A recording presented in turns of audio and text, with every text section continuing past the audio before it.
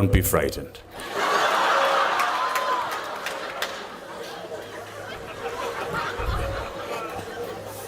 When a Bennington student, 10 minutes before you come up to the podium, hands you a mace,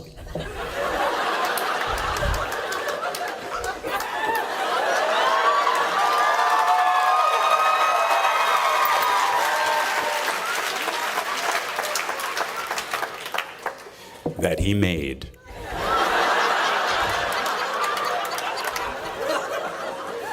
if you don't bring it to the podium with you, you'll never be Bennington.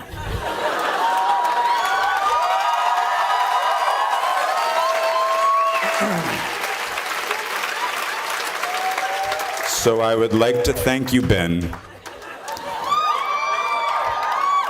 for helping me put the fear of God in the audience tonight. But I have to put it down because I'm an actor and I'm really weak. That was heavy. It wasn't like a prop. That shit was real.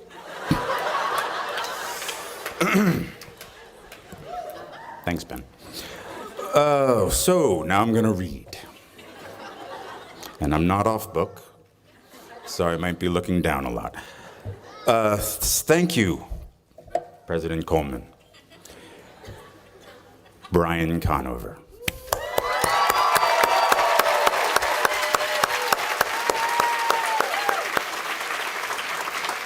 Faculty, students, family, alumni, some of whom are dear friends of mine, who've traveled all the way from the big city to see me hopefully not humiliate myself tonight. And especially thanks to you, the graduating class of 2012.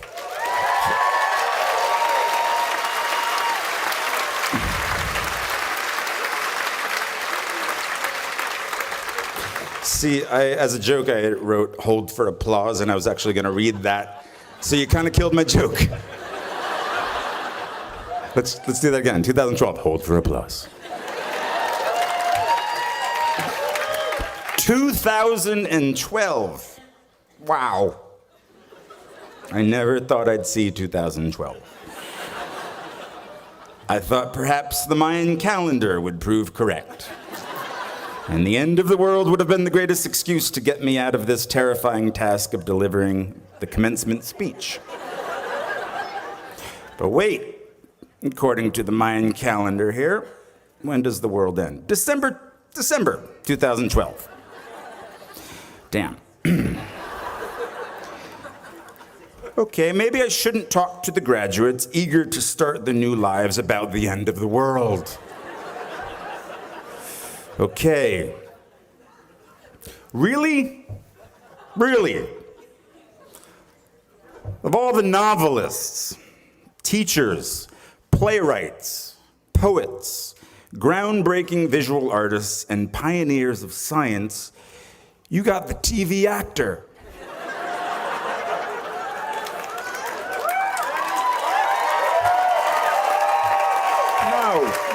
No. And I actually heard you petition for me. Oh, you fools. You know what? For those of you who didn't petition for me, I would love to later on talk about the problems in the Middle East and the downfall of the world economy. And for those of you who did petition for me, I don't have any signed DVDs of the Game of Thrones.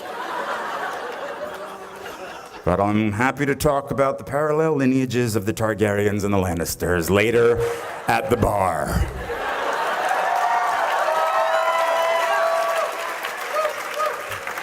You see, it took all of my strength, and of course a little extra push from my wife, Erica, for me to agree to do this.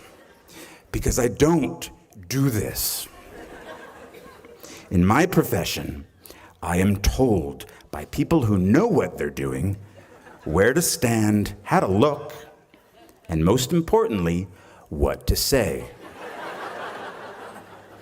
But you've got me. Only me. My words, unedited, and as you will see, quite embarrassing. Okay, let me think. I'm thinking. But I didn't read that. That was ad-lib. Let me think. What has everyone and their uncle told me as I desperately seek out advice on how to give a commencement address? Tell them what they want to hear. Talk about your time at Bennington. Know that there is no wrong speech.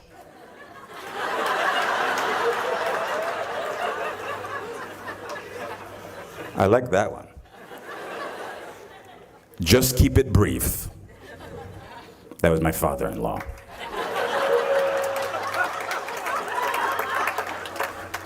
Be brutally honest. Tell them how hard it is after you graduate. We'll get back to that one. Just watch Meryl Streep's commencement speech at Barnard and you'll be fine.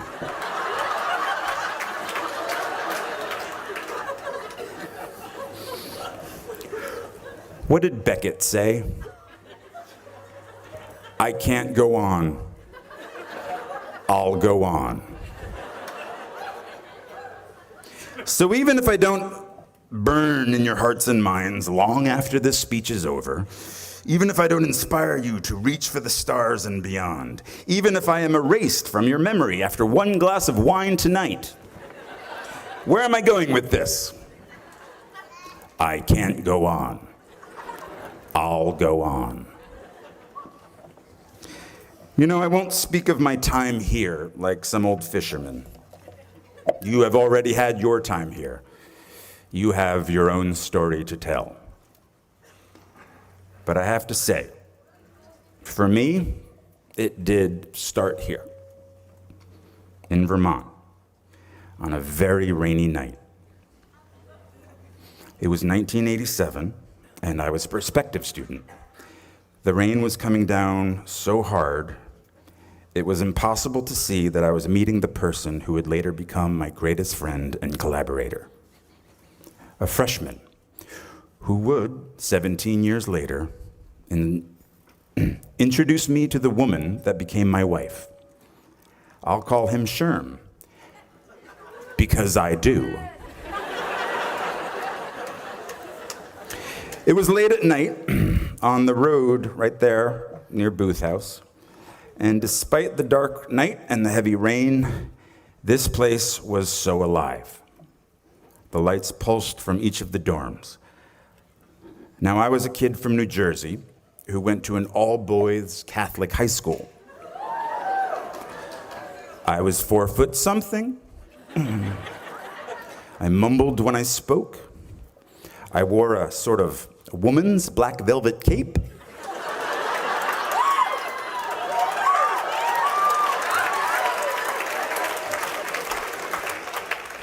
Black tights,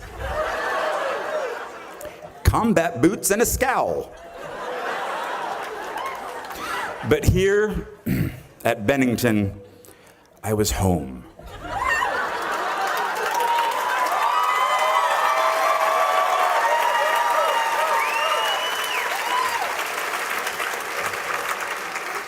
And I have to say, it doesn't get better.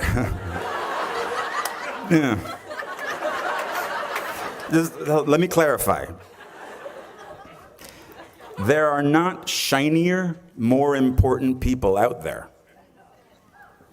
Your fellow students, your friends, sitting around you are as good as it gets. 22 years after my own graduation, I have worked with my rainy night friend and fellow graduate, Sherm, on countless productions he has written, in all stages of development, from living rooms to off-Broadway. Brooks, Ian, Justin, Brett, John, Matthew, Jim, Sean, Hyla, Nikki, and the Bee are all classmates I shared my time with here and still work with, and am lucky to call my friends.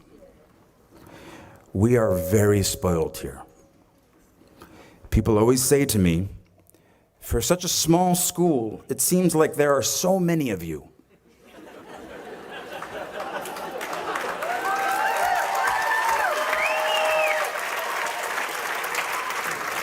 I find that really interesting, and I kind of think that's perfect. We can't help it. We burn very brightly. Please don't ever stop. Okay. Graduates, now when I sat where you are, sitting right now, I had so many dreams of where I wanted to go, who I wanted to be, and what I wanted to do. Theater companies I wanted to start with classmates, movies I wanted to be in, directors I wanted to work with, stories I needed to tell. It might take a little time, I thought, but it would happen. When I sat there, 22 years ago, what I didn't want to think about is where I would be tomorrow. What I would have to start to do tomorrow. And I graduated in 1991, a great year, a time of resurgence for independent films in this country, a time of relatively affordable rents in New York City. See, I assumed that I could make a living writing my plays. Acting way off Broadway. And hopefully, one day, join the actors I loved and respected in those independent films. TV? Oh, what? No. What, are you kidding me? No, didn't even consider that. I had much more class than that. Much more self-respect than that. Soap operas and shit. What I didn't have was cash, a bank account, a credit card, or an apartment. I just had debt.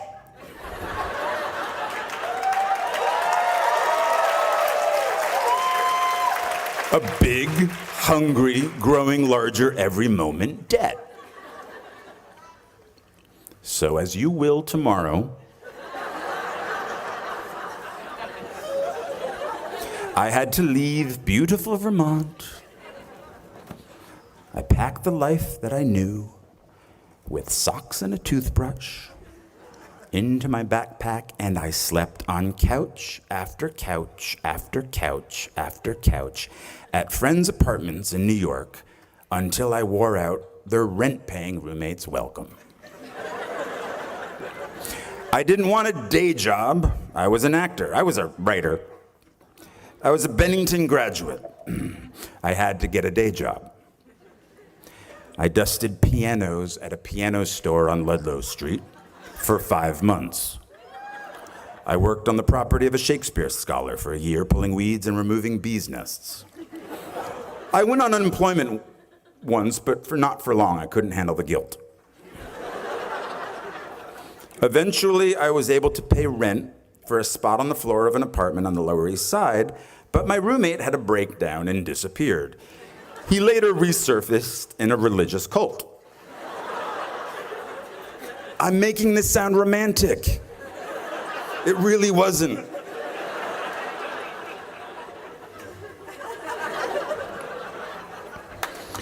I helped hang paintings at galleries, paintings that inspire you to think, I could do that.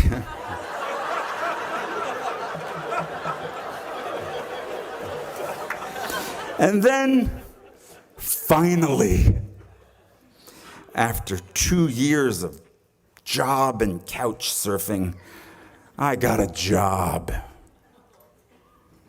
in application processing as a data enterer at a place called Professional Examination Services. And I stayed for 6 years. 6 years. Longer than my time at Bennington. From the age of 23 to 29. Well, they loved me there. I was funny. I wore black, no cape, no tights. I smoked in the loading docks with the guys from the mailroom, and we shared how hungover we all were. Everyone called each other Shorty. I don't know. What's up, Shorty? How you doing, Shorty? Oh, so hungover, Shorty. I called in sick almost every Friday because I was out late the night before. I hated that job, and I clung to that job. Because of that job, I could afford my own place. So I lived in Williamsburg, Brooklyn, Yeah, you say that now.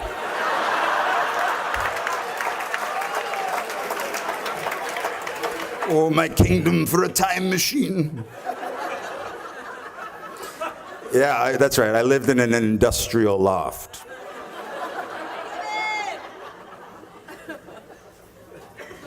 My rent was $400 a month.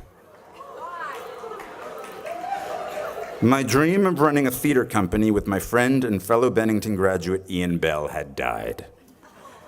I won't go into those details, but neither one of us had any business sense, and the theater we lived in, it had no heat or hot water.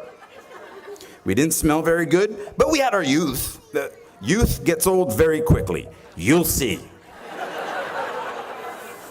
So Ian moved out to Seattle, and I moved up the street to my loft. And I still didn't have heat. In 1993, industrial loft meant not legal to live there. I don't want this to sound cool, and I feel like it's sounding cool. Shit. Ad lib. But I did have hot water. Hot water in my bathroom, which a friend of mine using said bathroom once shouted, "It smells exactly like a summer camp in here." It was true. For some reason, in the middle of Brooklyn, there was earth in my shower. Actual earth. And then, oh look, mushrooms growing from the earth. But I was safe, though. The Ideal Fire Control Company was right across the street where they make all the chemicals that put out chemical fires. I did not fear a chemical fire. I would be okay. And all those chemicals in the air were okay, too, because up the street we had the spice factory. They made spices. And that just covered everything up in a nice cumin scent. I had a rat. But that was okay, because I got a cat. His name was Brian, no relation.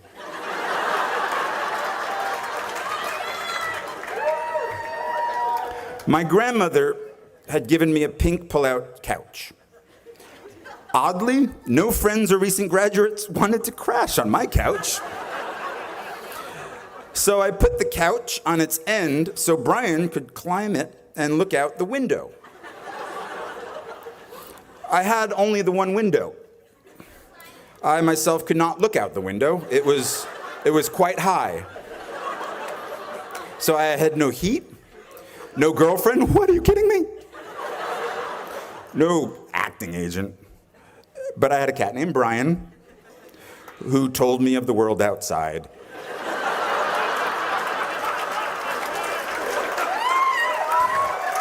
And I stayed for 10 years. No, don't pity me. There's a happy ending.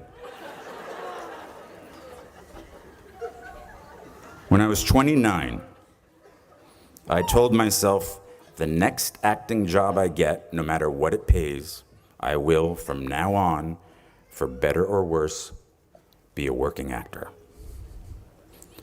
So I quit my position at the Professional Examination Services. My friends really weren't happy about that because it was so easy to find me when I worked there. Work was the only place I had the internet. This was at the beginning of the internet. And now I didn't have either the internet or a cell phone or a job. But something good happened. I got a low-paying theater job in a play called Imperfect Love, which led to a film called 13 Moons with the same writer, which led to other roles, which led to other roles. And I've worked as an actor ever since.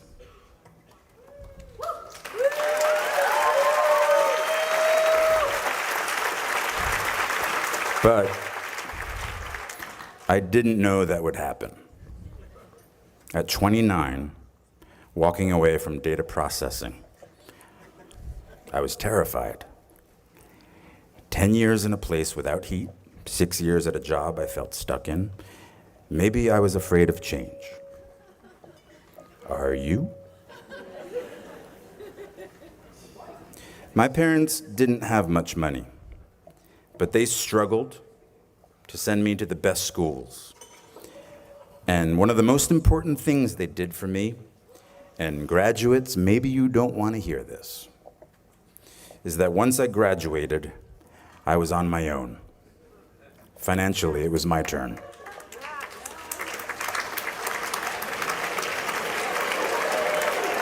Parents are applauding, graduates are not.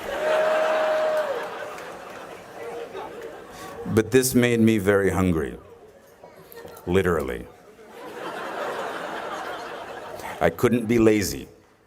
Now I'm totally lazy, but back then, I couldn't be. And so at 29, and at very long last, I was in the company of the actors and writers and directors I'd sought out that first year, that first day after school. I am by their sides. Raise the rest of your life to meet you. Don't search for defining moments because they will never come. Well, the birth of your children, okay, of course. Forget about it. That's 6 months. My life is forever changed, and that's the most defining moment ever. But I'm talking about in the rest of your life, and most importantly, in your work. The moments that define you have already happened, and they will already happen again. And it passes so quickly. So please bring each other along with you. Everyone you need is in this room. These are the shiny, more important people.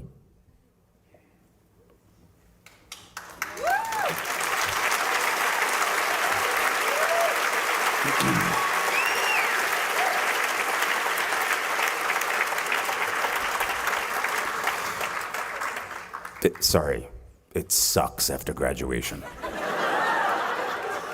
It really does. I mean, I don't know, at least it did for me, but that's the only thing I know.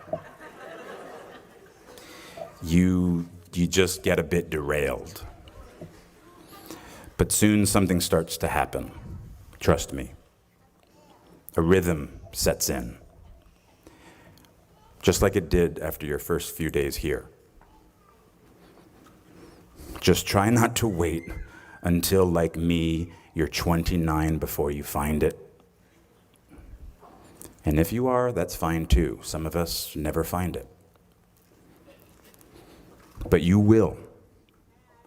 I promise you. You are already here. That's such an enormous step all its own. You'll find your rhythm or continue the one you have already found. I was walking downtown in Manhattan the other day, and I was approached by a group of very sweet young ladies. Easy. Actually, they were sort of running feverishly down the street after me.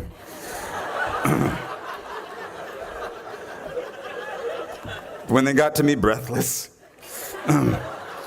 it was really, they didn't know what to say or couldn't form the words, but it came out that they were NYU freshmen, and they were majoring in musical theater.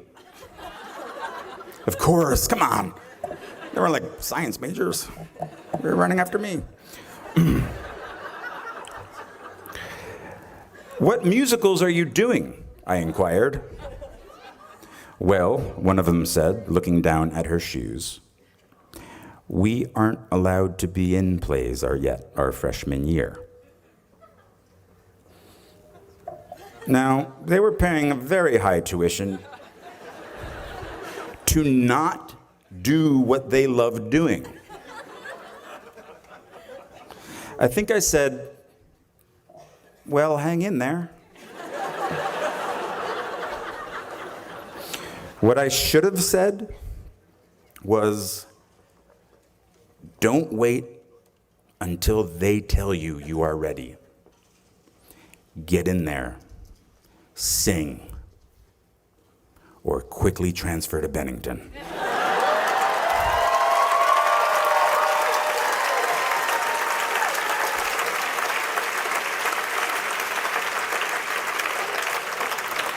When I went to school here, if a freshman wanted to write, direct, and star in her own musical, the lights would already be hung for her. Now, I tell this story because the world might say you are not allowed to yet. I waited a long time out in the world before I gave myself permission to fail. Please, don't even bother asking. Don't bother telling the world you are ready. Show it. Do it. What did Beckett say? Ever tried, ever failed, no matter. Try again, fail again, fail better. Bennington class of 2012. The world is yours. Treat everyone kindly and light up the night. Thank you so much for having me here. Good night.